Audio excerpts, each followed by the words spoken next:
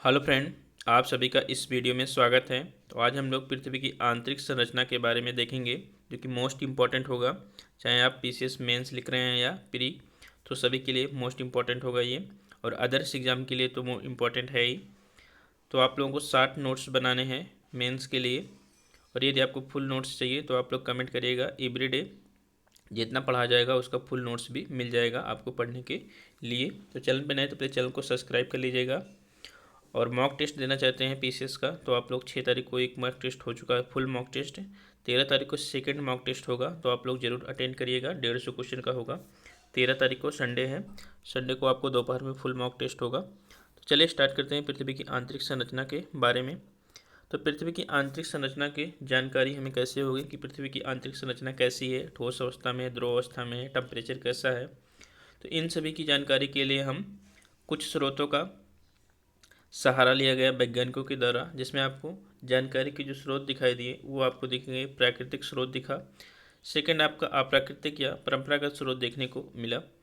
तो प्राकृतिक स्रोत में आपको ज्वालामुखी, उल्कापिंड और भूकंप के अध्ययन से पृथ्वी के बारे में, पृथ्वी की आंतरिक संरचना के बारे में जानकारी मिली। और वहीं अप्राकृतिक स्रोत में घनत्व, दबाव और तापमान से पृथ्वी को कुछ हद तक जानने में मदद मिला। हालांकि उतना अच्छा नहीं जानने में मदद मिला जितना भूकंप से जानने में मदद मिला। तो प्राकृतिक स्रोत अच्छे माने गए किसके, पृथ्वी की आंतरिक संरचना को जानने में। वहीं अप्राकृतिक स्रोत उतने कामयाब नहीं हुए। तो चलिए देखते हैं एक एक करके। उससे पहले देख लेते हैं पृथ्वी की संरचना में कौन कौन से भाग डिवाइड किए गए हैं। तो पृथ्वी की संरचना में आपको ऊपरी जो भाग है उसे क्रस्ट कहा जाता है। बिचले भाग को, जो कि लगभग 80 से 83% बिचला ही भाग है, जिसको कहा जाता है मेंटल। और नीचे के भाग को क्रोड या कोर कहा जाता है। तो आप लोग इमेज बनाइएगा ज़रूर। जितना ही आप इमेज बनाएंगे, स्ट्रेच करेंगे, उतने ही नंबर मिलने की संभावना ज़्यादा होती है। तो हर एक सब्जेक्ट में मैपिंग करना, इमेज बनाने की कोशिश किया जाना चाहिए। तो चलिए आगे देखते हैं। उससे पहले देख लेते हैं कुछ स्ट्रक्चर पृथ्वी की। तो पृथ्वी को 3 भागों में डिवाइड किया गया, हम लोगों ने भी देखा, क्रस्ट, मेंटल और कोर। तो क्रस्ट को, जो कि सबसे ऊपरी परत होती है पृथ्वी की, उसी को कहा जाता है सियाल। क्या कहा जाता है?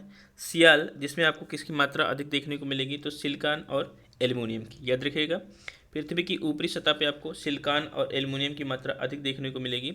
ये बात आपको याद रखनी है। मेंटल परत में आपको सीमा, जैसे मेंटल परत है उसको कहा जाता है सीमा, जिसमें आपको मैग्नीशियम और सिलिका देखने को मिलेगा। तो मैग्नीशियम और सिलिका देखने को मिलेगा। थर्ड आपका कोर एरिया है।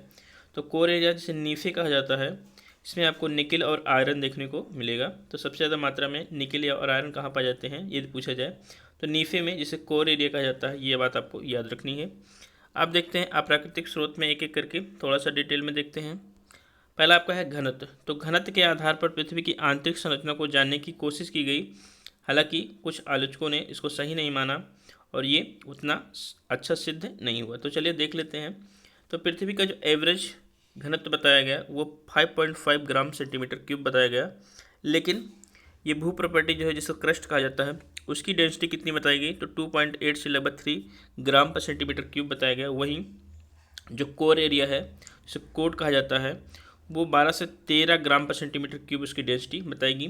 तो डेंसिटी में इतना वेरिएशन देखने को मिला कि कोर एरिया की डेंसिटी ज़्यादा है। और डेंसिटी इन डायरेक्टली प्रोपोर्शनल किसके होता है? दबाव के, यानी कि प्रेशर के।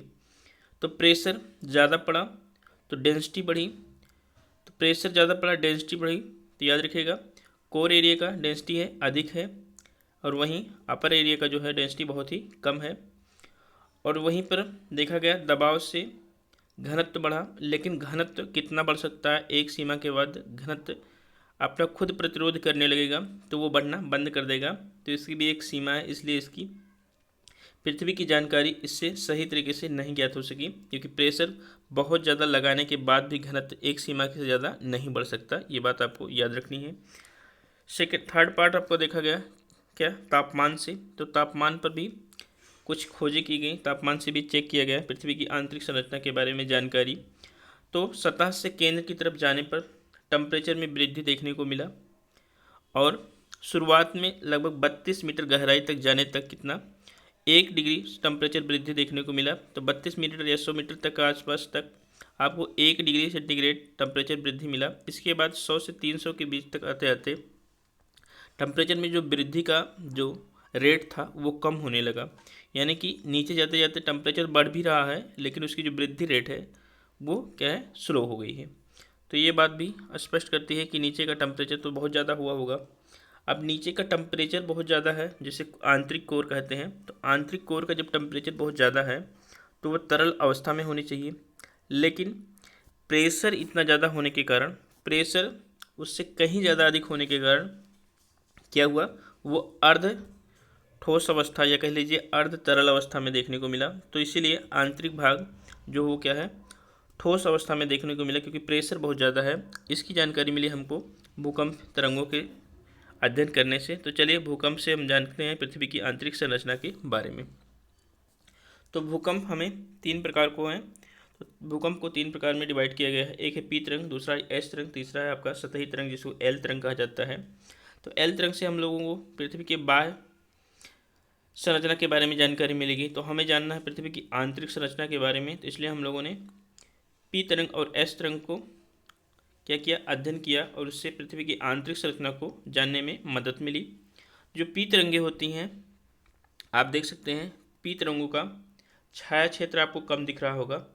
पी तरंगों का छाया क्षेत्र बस इतना दिख रहा है, साथ में एस तरंगों का छाया क्षेत्र उससे कहीं ज़्यादा दिख रहा है।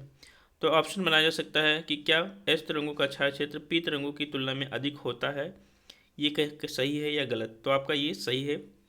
तो ये बात आपको याद रखनी है, क्योंकि ऐसे क्वेश्चन एनसीईआरटी से डायरेक्ट उठाए जाते हैं। चलिए आगे देखते हैं सॉरी। तो पी तरंगें जो होती हैं वो तीव्र गति से चलती है, ठोस अवस्था में, और द्रव में भी चलती हैं, और साथ साथ गैस में भी चलती है। और वहीं जो एस तरंगें होती हैं वो द्रव अवस्था में क्या हो जाती हैं, विलुप्त हो जाती हैं। होती हैं वो द्रव अवस्था में क्या होती हैं, विलुप्त हो जाती हैं, जिसकी वजह से यह पता चला कि जो पृथ्वी का जो बाह्य कोर है, क्या बाह्य कोर है जो, वो द्रव अवस्था में है, क्योंकि कोर तक आते आते, केंद्र की कोर तक आते आते क्या हुआ, जो एस तरंगों का विचलन है वो स्टार्ट हो गया, और ये आपको कोर में देखने को नहीं मिलेंगे, विलुप्त अवस्था में देखने को मिलेंगे। वहीं एस तरंगे जो, पी तरंगे जो हैं वो आपको कोर एरिया में थोड़ा सा विचलन देखने को मिला, क्योंकि आंतरिक कोर जो है, जो बाह्य कोर है वो क्या है, ध्रुव अवस्था में है। तो ध्रुव अवस्था में पी तरंगें थोड़ा सा विचलित हुई, क्योंकि गति उनकी थोड़ा सा धीमी जरूर हुई होगी ठोस की तुलना में।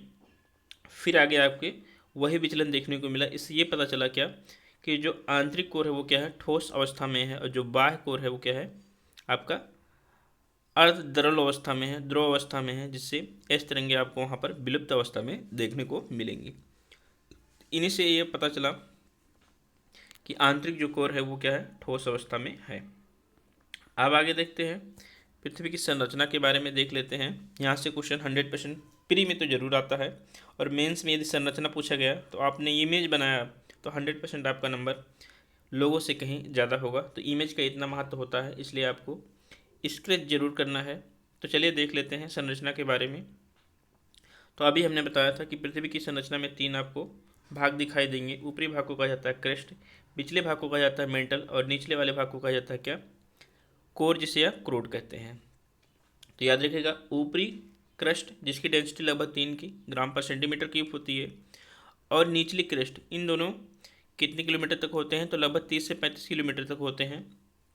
और इन दोनों के बीच जो डिसकंटिन्यूटी देखने को मिलती है उसको याद रखना है आपको। ये डिसकंटिन्यूटी कहती है, इसे कहते हैं कोनार्ड डिसकंटिन्यूटी या कोनार्ड असंबद्धता। ये ऊपरी क्रस्ट और निचली क्रस्ट के बीच होती है। तो क्वेश्चन पूछा जाता है कि ऊपरी क्रस्ट और निचले क्रस्ट को डिवाइड करने वाले या विभाजित करने वाले असंबद्धता को क्या कहते हैं, तो कोनार्ड असंबद्धता कहते हैं। ये बात याद रखना है। नेक्स्ट इसके बाद देखने को मिलेगा आपको मेंटल एरिया, जो कि सबसे विस्तृत एरिया होता है। लगभग 83% एरिया मेंटल एरिया का ही होता है। तो मेंटल एरिया में आपको ऊपरी मेंटल में आपको स्फीनोस्फीयर देखने को मिलेगा, जो कि कुछ आपको यहाँ पर मैग्मा लावा यहीं से निकलते हैं और क्या करते हैं, ज्वालामुखी का रूप लेते हैं, फिर वो शीतलन होकर एक आगरी चट्टान का रूप धारण करते हैं। तो इन दोनों को अलग, ये ऊपरी क्रस्ट हो गया, या पूरा का पूरा आप क्रस्ट मान लीजिए, और ये मेंटल हो गया। तो क्रस्ट और मेंटल को जो असंबद्धता अलग करती है उसको क्या कहा जाता है, तो उसको मोहो डिसकंटिन्यूटी या मोहो असंबद्धता कहते हैं, याद रखना है। साथ में अब मेंटल को भी 2900 किलोमीटर तक आपका मेंटल है, लगभग 2900 किलोमीटर तक आपको मेंटल देखने को मिलेगा। इसके बाद आपका 6370-80 के आसपास आपको कोर एरिया में पूरा देखने को मिलेगा। तो 2900 से पहले भी आपको 700 किलोमीटर पे आपको कुछ आपको विचलन भी देखने को मिलेगा, जिससे वजह से आपको असंबद्धता डिसकंटिन्यूटी देखने को मिलेगी, जिसे कहते हैं आपको रेप्टी असंबद्धता या रेप्टी डिसकंटिन्यूटी। ये होता है आपका ऊपरी मेंटल या कह सकते हैं आप स्टीनोस्फीयर और निचले मेंटल के बीच। नेक्स्ट आपका है अब आपका कोर एरिया, जिसे कहते हैं कोर एरिया, आंतरिक कोर या बाह्य कोर और मेंटल के बीच में कौन सी असंबद्धता आती है, क्योंकि ऊपरी मेंटल में वहाँ तक तो ऐसे रंगे आती हैं, लेकिन फिर यहाँ पर विलुप्त होना स्टार्ट कर देती हैं। तो याद रखिएगा, मेंटल और कोर को जो डिवाइड करता है, जो अलग करता है, उसे कहते हैं क्या, गुटेनबर्ग असंबद्धता। तो गुटेनबर्ग असंबद्धता किसके बीच है, मेंटल और कोर के बीच। और वहीं कोर यानी कि बाह्य कोर और आंतरिक कोर के बीच जो असंबद्धता होती है, क्योंकि बाह्य कोर जो है वो अर्ध तरल अवस्था में है और आंतरिक कोर लगभग ठोस या अर्ध कह सकते हैं अर्ध ठोस अवस्था में है। तो इन दोनों को बीच जो असंबद्धता आ जाती है उसे कहते हैं लेहमैन असंबद्धता या लेहमैन डिसकंटिन्यूटी। ये बातें आपको याद रखनी है, 100% क्वेश्चन यहाँ से आ सकता है। इसके बाद हमने देखा कि नीचे आने पर डेंसिटी क्या होती है, इंक्रीज होती है, और कोर एरिया में डेंसिटी लगभग 13 के आसपास दिखती है। तो ये बात याद रखनी है। आप देखते हैं भू प्रॉपर्टी की संरचना में सबसे ज़्यादा तत्व कौन से मिलते हैं।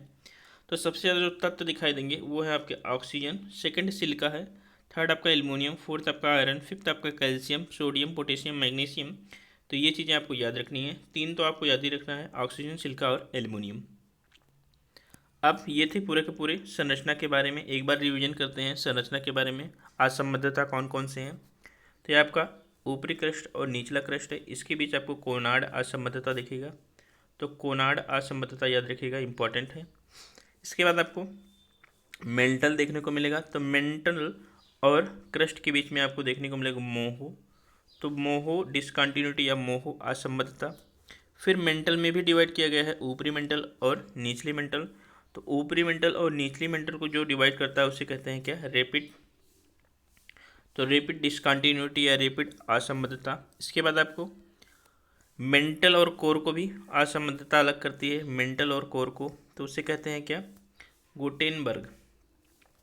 तो ये क्वेश्चन में पीसीएस प्रीलिम्स 2016 जो आपका 23 में होने वाला है उसमें टेस्ट में हमें डालूंगा, तो जो आप लोग याद रखिएगा। नेक्स्ट है आपका है क्या, कि कोर को ही अलग कर रहा है, आंतरिक कोर और बाह्य कोर, तो उसको कहते हैं क्या, लेहमैन डिसकंटिन्यूटी। तो लेहमैन डिसकंटिन्यूटी कहते हैं आंतरिक कोर और बाह्य कोर को अलग करने वाले असंबद्धता।